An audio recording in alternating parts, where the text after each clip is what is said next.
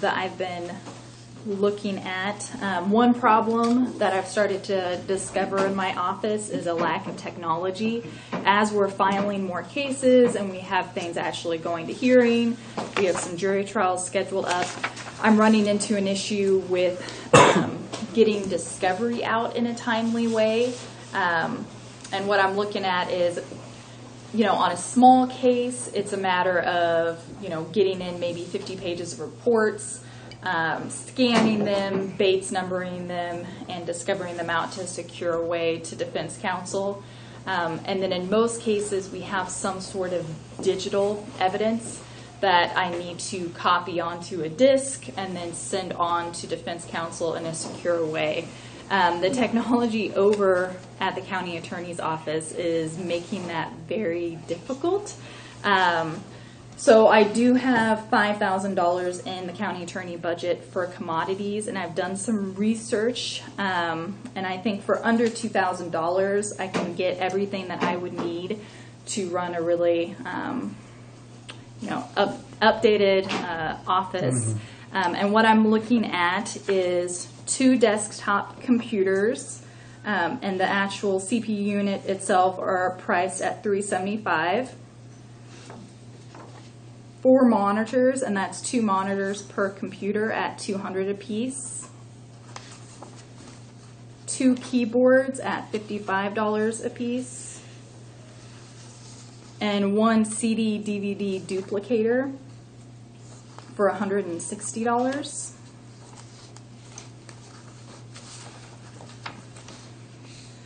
I think the CD/DVD duplicator is probably the most important at this point. That would save me a lot of time and allow me to get discovery out more quickly.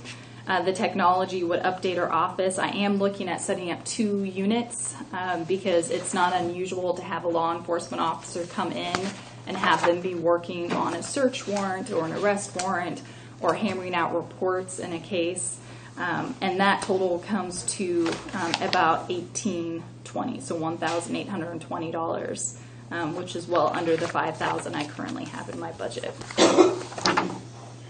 The only thing we have to approve is over $500. The others are her discretion.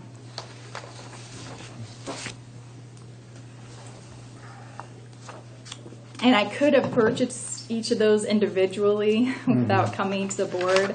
But I did want to come to the board and go ahead and make sure you guys were okay with me spending that money.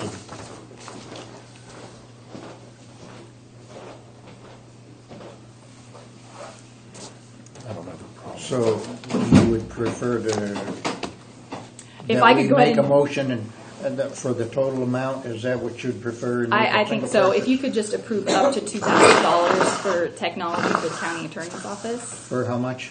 Up to $2,000. $2,000? Okay. I'll make a motion that we approve purchase of technology for the county attorney in the amount of $2,000 from her current budget. Second. All those in favor signify by saying aye. Aye. All opposed, same sign. Okay. All right. Thank you.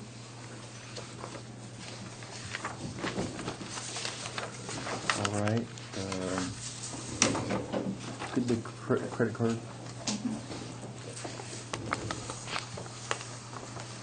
Jeff Paulson's not here yet. Right. Okay.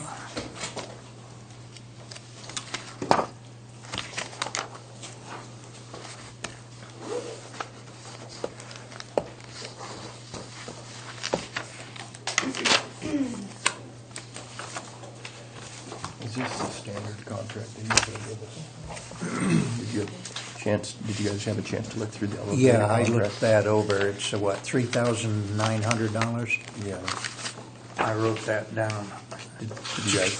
It's the same agreement as we've had in the past. Right.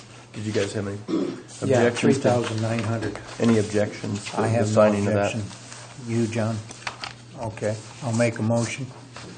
I make a motion that we accept the gold service agreement from, ThyssenKrupp. the Elevator Corporation ThyssenKrupp.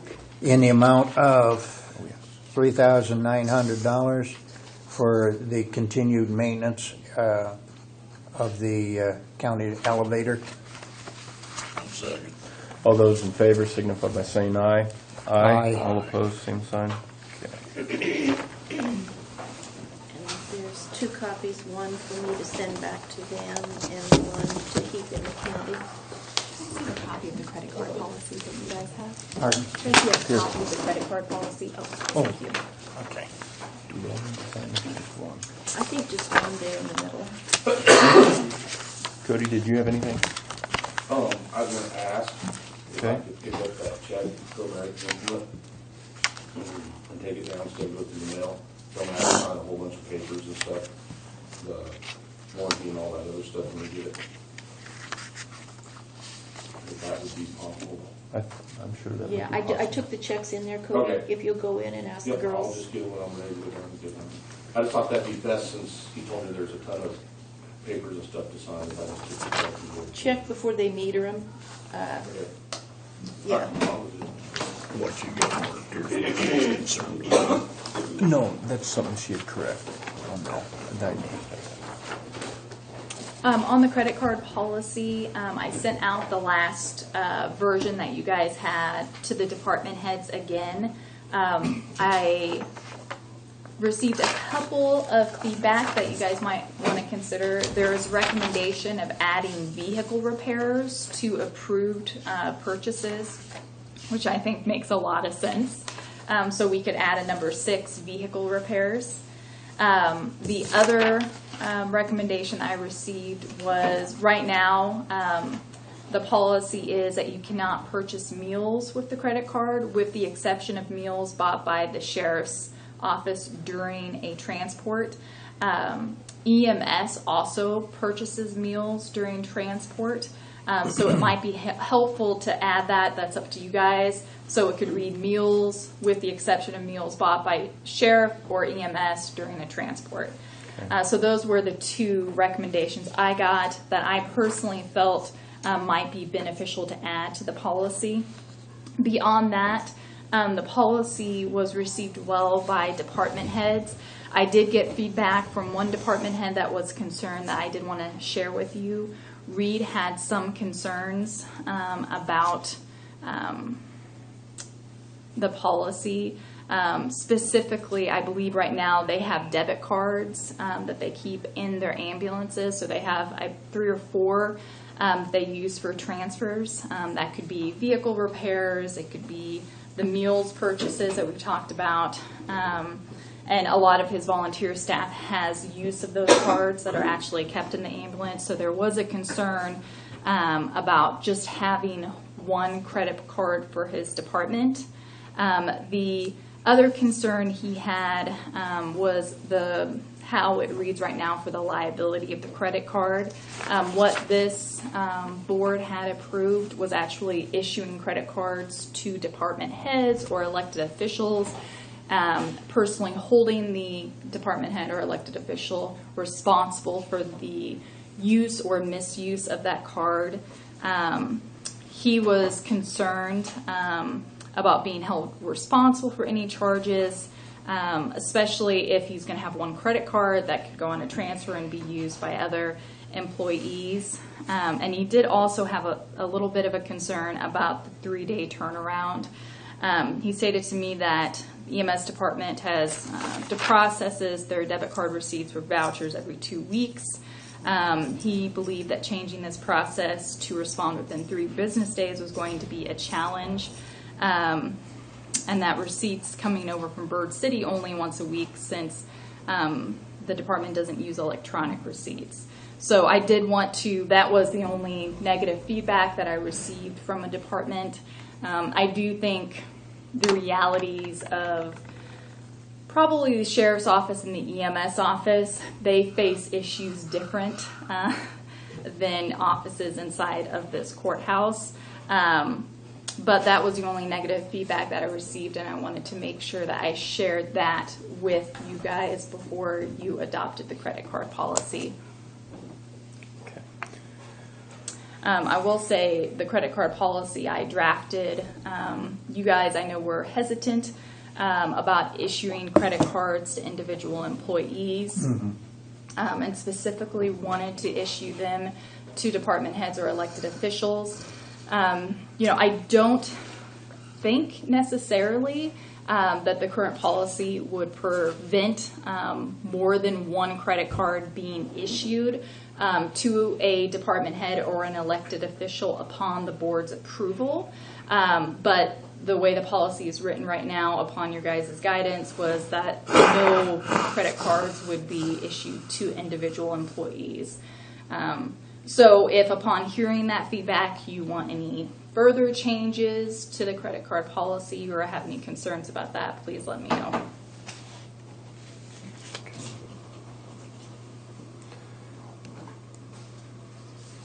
How would you verify when the meals were taken? Is it printed on the, would it It be should be on the printed on the receipt. statement as to the time? It should be, most places, Jimmy. When the voucher is turned in for reimbursement, there should be a receipt. As you travel, you should get a receipt, and on So that the receipt receipt there would would be a on the date. credit card statement. Well, just on the receipt that they turn in. But it will also be on the credit card statement. I mean, Okay. Yeah. That would be my only concern, is that there's a way to match up Yes. that it was paid for at the time that is specified in the directive. But Well- the auditor also, in working with auditors over the past years, they have also told me that a credit card or your bank statement is not an itemized receipt for turning in as a voucher to get it repaid back. You need that itemized ticket of when the service was secured. I think you guys are talking about two separate things. I mean, they were turned in the receipt, which would identify the meal purchase, and then you could match up to the credit card statement Yeah. when that was made. Yeah. That Yeah. okay. And Balance most But- receipts have the time and date on them. The thing I want to note is the reason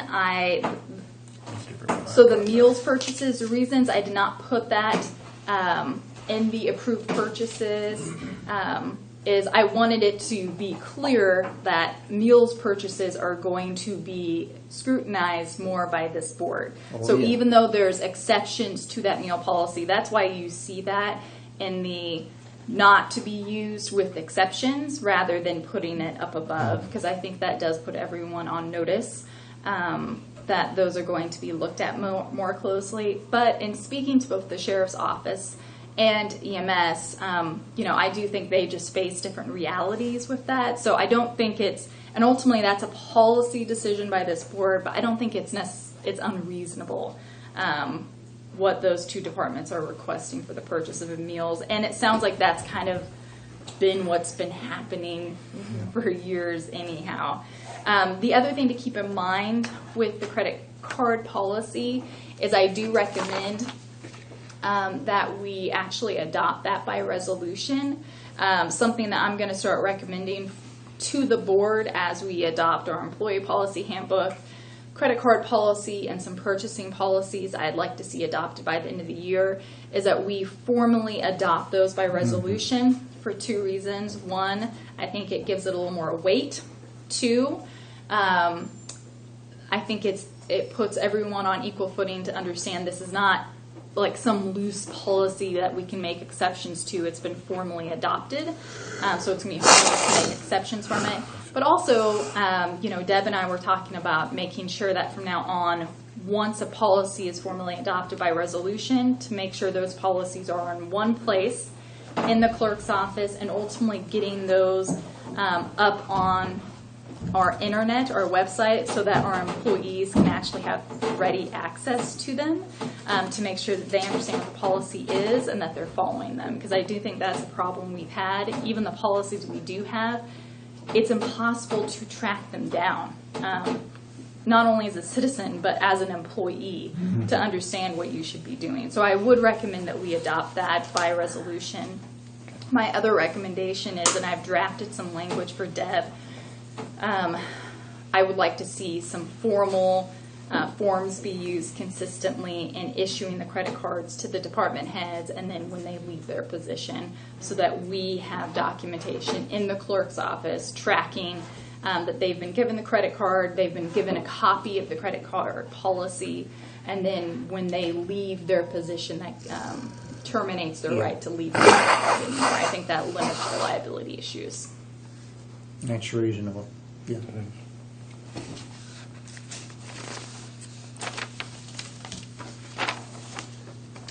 Are you ready to accept that resolution today? Are you prepared to do that? Are we at that point? With the changes we've talked about, I'm okay with that. So the two changes, the credit card policy as written with the addition of vehicle repairs and with meals also bought by EMS. EMS, yeah. Okay? Yeah, I will send that final I'm language to comfortable Deb. with that. Okay.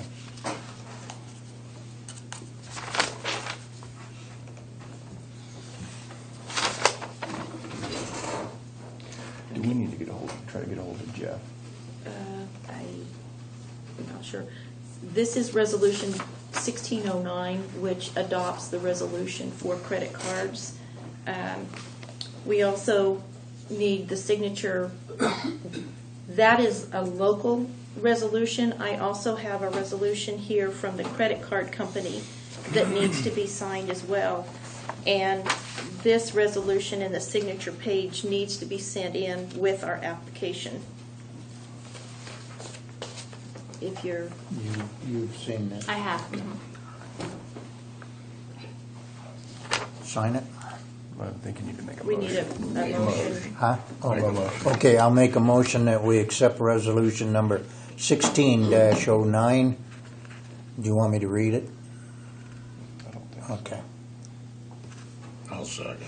All those in favor signify by saying aye. Aye. All opposed?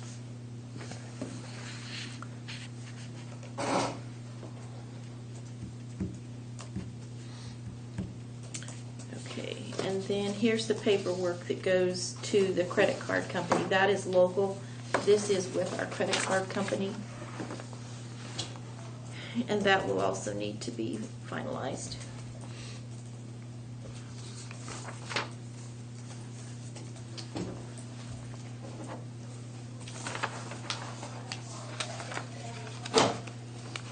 So as a point of clarification, it will still stand that department heads will need to provide the last four digits of their social security card or social security number in order to secure a credit card for their department.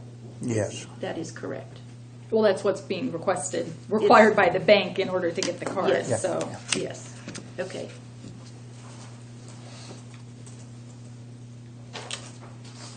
But it's still the county's EIN number on the paperwork that goes in. It's under the county.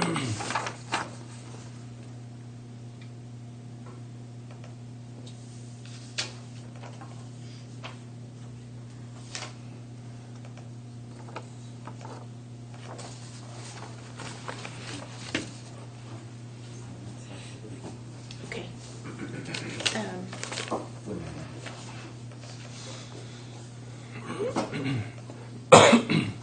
Ryan needs to go to Goodland, and he was going to speak on behalf of this resolution, this disaster resolution, just quickly. So basically, just to kind of recap, Thursday night storms, the city did suffer some damage here in St. Francis. They had some power poles go down. Also, our tornado siren malfunctioned and now is not working. So basically, the state has opened up the disaster declaration from May 21st through the weekend, which is likely to get the state to their threshold. So the county's threshold is $9,900 approximately. So I think it'd be a good idea for Cheyenne County to go ahead and file a local disaster declaration, which will then allow us to really get estimates together for the damages and possibly get some federal reimbursement for those damages. The siren alone is going to look at about $15,000. And then we've got, like I said, power pole damage, and JR had mentioned that Prairie Land Electric is going to help them with those repairs. So that would possibly get some, recoup some of those costs associated with that. So as far as county damage, I have not heard of any road damage or anything like that yet. So.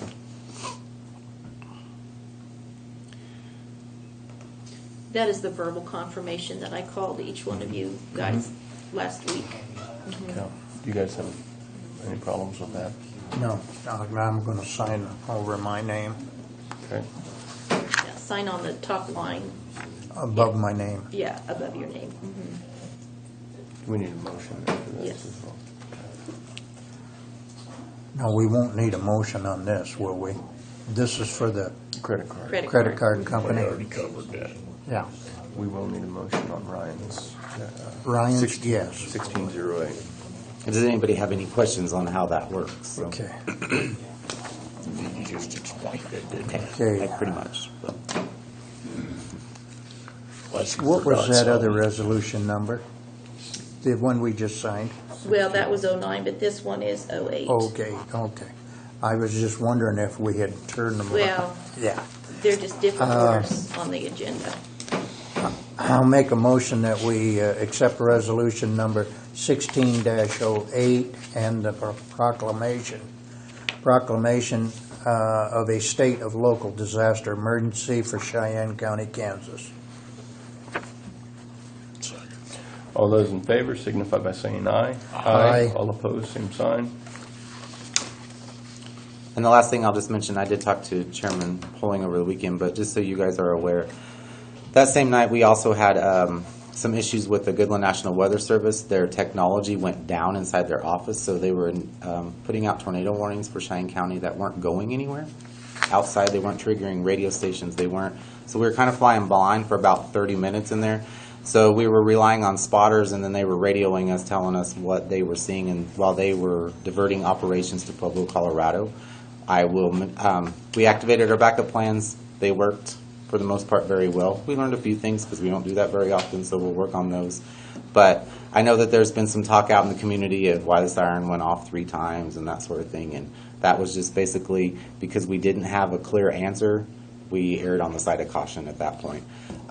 Also, when they were talking about the 90-mile-an-hour winds coming through, that did trigger the siren one last time, just because those kind of straight-line winds can cause a lot of damage. So just to kind of explain that. So. Okay. Okay. Better to be Thank you. safe than sorry. Thank you, Ryan. We want to get,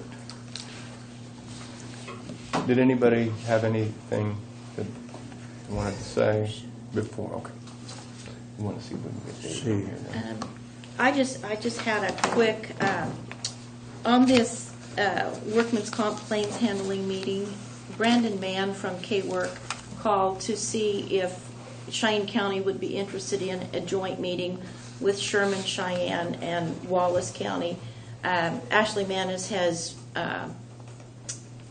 provided a hosting place for us to go down there so that we can go in and discuss how workman's comp claims need to be handled when they come into the county. And right now, this is just discussion phases. He wanted me to ask you guys if you would be interested in attending, and if so, what days would work for you and time-wise. So I'd be interested in attending. that's just his email that he sent to me.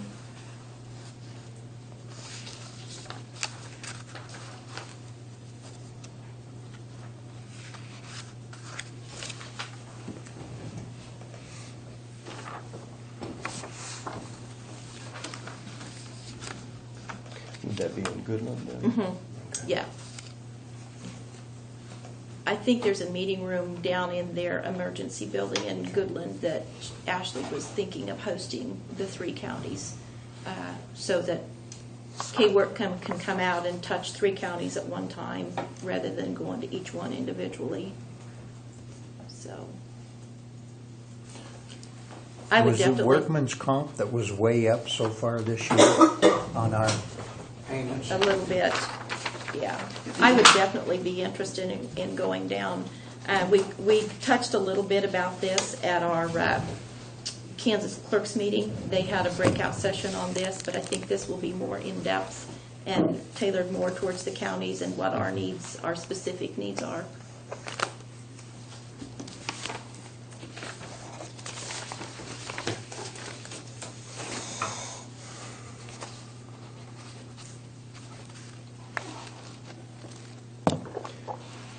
Yeah. With me, it's all dependent on the day. Yeah, we've already spent 39.6% of our budget for the year. just on workman's comp already year to date, and we're only 4 months into the year. We won't get a new report until next week for this month. So yeah, I definitely would like to go and listen to them. What days work for you, Brett? What is the best time? Well, depending on how long the meeting takes, I'm in good on Monday, Wednesday, and Friday, and I might be able to squeeze away for a while, depending on how long it takes. Okay, That would be 9 to noon Midland times when I'm there. okay. So maybe Of like course, Friday or Monday would be the better one, if you're talking a 45-minute meeting or so. a Friday or a Monday. Okay. What about you, Rodney? I'm open. During the day, Wednesday evenings, twice a month I'm occupied, and Tuesday, well actually, starting in the summer, it'll be Thursday evenings I won't be available. Okay. Probably an afternoon meeting, I'm I guessing. would think so, yeah. So, Mark me out, though. Okay. We'll shoot for a Monday or a Friday after lunch sometime, and I'll see what I can, and then Okay. I'll get back with you guys. Okay. thank you. Okay, yes, and I think Dave only needed just a few Okay. minutes. I'm gonna run down and use the bathroom while she's getting Dave. Does anybody else need to?